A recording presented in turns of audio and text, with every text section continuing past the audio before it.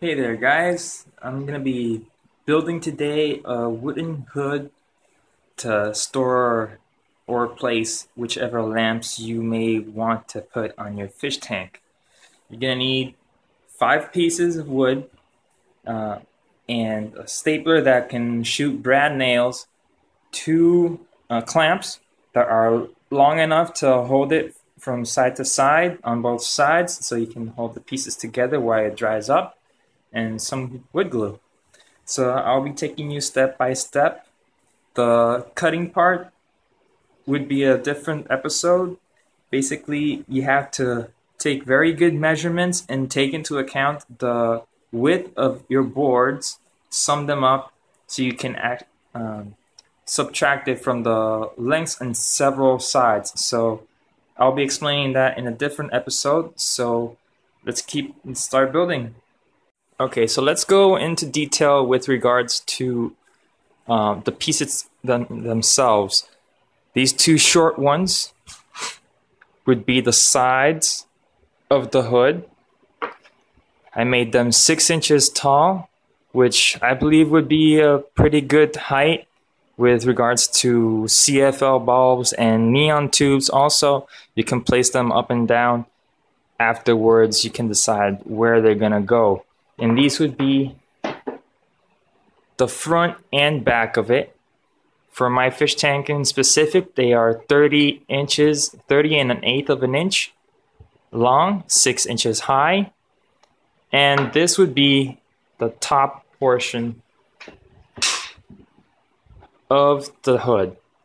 This will go inside the frame that I'm gonna make with the front and back pieces and the sides. So I'm gonna start building the sides first, and then I'll place the top in it afterwards.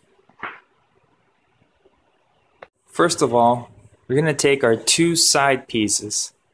These are the ones that are gonna hold the glue first, and you're gonna wanna glue the sides that are gonna come into contact with the front and the back of it. Okay? Let's do that. Okay, after you add the glue to the sides, you sandwich it between the front and the back piece and use the clamps to hold it in their relative space so that you can proceed to nail it down.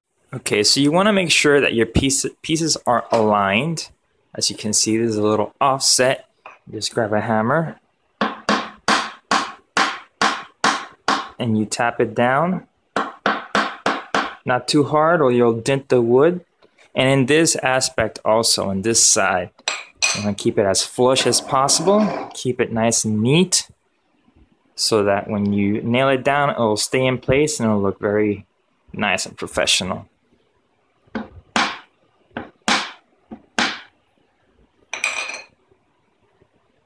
Okay, with regards to nailing the front and the back of the hood to the side pieces, you're going to want to use the stapler / nailer / whatever other type of gun that you have, and don't nail it straight down.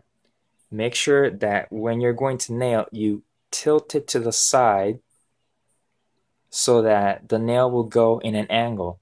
Why? Because if you have a nail going straight down and you make some sort of movement or force, it'll be very easy for that small nail to just come off, separate from the side. In difference, if you have a nail going in this direction and a nail going in the opposite direction, the force that it's gonna make it to pull off, if it's straight, it's not gonna go anywhere because both are grabbing on to the bottom, to the side piece. In difference, if they're straight down, if you have any force that's pulling it outwards, it's gonna separate very easily. So make sure that you at least have a nail in the opposite direction from the other to make that sort of mechanical connection and grip. Place a couple of them, at least 3 or 4, so that you'll have a better grip. Okay, so after the sides are all nailed, as you can see, the top of the hood fits inside of the frame that you just made.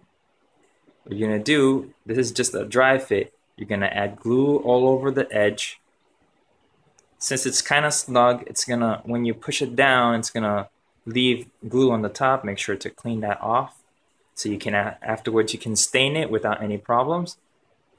You can use some putty and cover all the sides, give it a light sanding, and then you can stain all of it, and it'll look pretty uniform. That would be another video that I'm gonna make. Afterwards, after you add the glue, you place it, you put it on top inside the frame, and you nail it again on the sides. In this case, nailing it on the sides won't be a problem because you're not gonna have any twisting now or anything like that. So make sure to staple all the sides so that the wood won't bow in or out in any moment. Okay, so after that, you're pretty much set with the hood construction. In another video, after I actually get the mylar, the reflective mylar, I'll be adding that on the inside of the hood. So it will be, all of it will be reflective, and the lamps will be screwed in from the back to the front.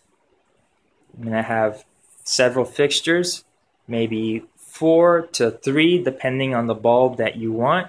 You could, even if you have a really big bulb, it could be just 2 of them.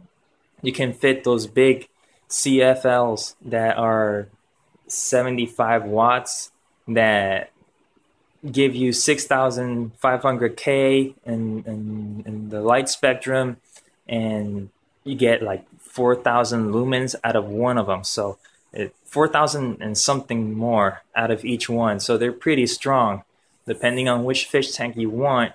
That's a whole nother discussion, and I try to figure it out, try to get you a very simple answer, but there really isn't one. So I suggest that you go on the internet and look up your lighting requirements, and then you can proceed to figure out whether you're going to use high output T5s from end to end, or if you're going to use CFL bulbs.